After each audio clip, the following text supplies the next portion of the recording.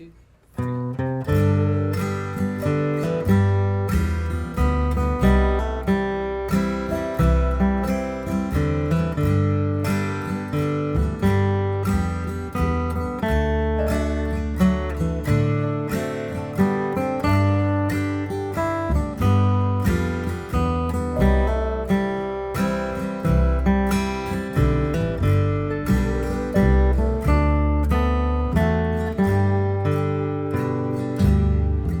Welcome to musicwithryan.com.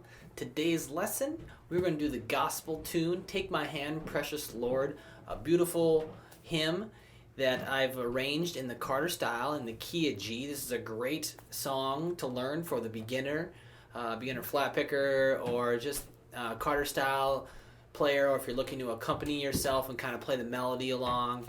A great arrangement all for that. So this is like I said, beginner arrangement, and I'm going to walk through it measure for measure, close-ups of my left and right hand, very slowly.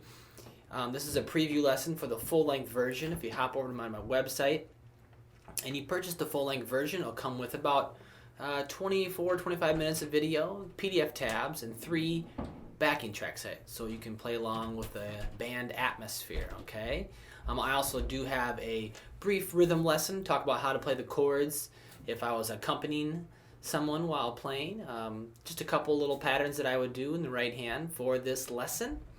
Other than that, I encourage you to check out all the other instructional material I have over my website, ebooks, and close to 100 different pieces of music written out for you in this genre, gospel, old-time bluegrass, and so forth.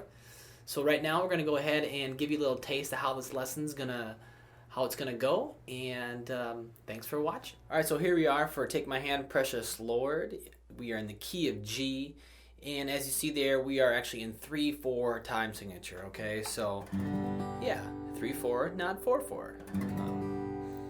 And it starts on beat 3. So I'm going to play the first few measures for you, and then we'll break them down. And just a little note to it, the markings on the bottom of the staff are pick directions. So the little staple looking symbol is a down, and the V is the upstroke, okay? And then we have a little H there in the first full measure, and that's a hammer-on. H stands for hammer-on, okay? So those are the symbols. And yeah, so I'll play the first couple measures. They sound like this. 1, 2.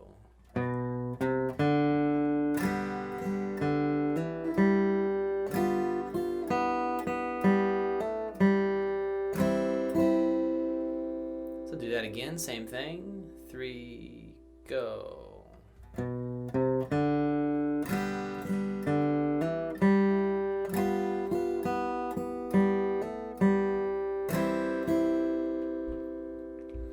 Alright, so that first little bit there on the starts on the A string on 2nd fret, so 2 to 3, a couple 8th notes there. And we are kind of swinging this. I am playing it pretty slow, and I am kind of having a tendency to swing the 8th notes a little bit. Long, short, long, okay? But don't worry about that too much at first if you're just diving in. It's kind of a beginner lesson here, so we're going to take it slow. But on the A string, 2nd and 3rd fret, an open D, and I'm fingering my G chord here. And then you see the 8th notes, or 0, 0, 3. 0, 0, 3, that's like my little down up strokes. So we're playing the melody notes and then kind of doing a little strum in between them for the most part. So 1, 2, and that was the first measure and a half there.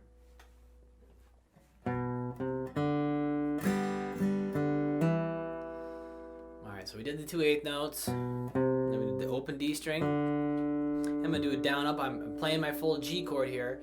But I'm really just strumming the bottom 3 or 4 strings, and it's marked there, 3 strings. If you hit more than that, that's okay. It's not the end of the world, but I'm trying to focus my strumming on the bottom 3 strings usually for this kind of playing.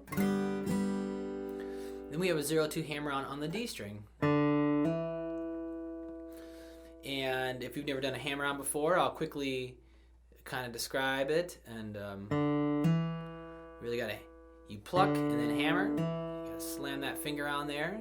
Really we don't want to be, not for this one, these are eighth notes, so 3 and, okay? So if you know the hammer-on, then obviously kind of disregard this, but yeah, the hammer-on, we want to make sure it's even, and you really got to slam your finger on there to get some sound out of it. So the measure and a half.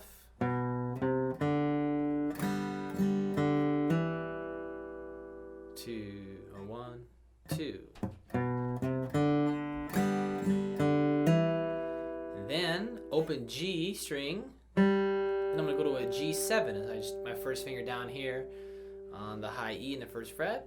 That's really all you need. I have a tendency to play the rest of my G just in case I hit the wrong notes and for like overtone purposes. Perhaps you're familiar with that or not, but sometimes it just the ringing will cause these other strings to ring, like these strings ringing will cause these strings to vibrate and not sound as well, overtones. But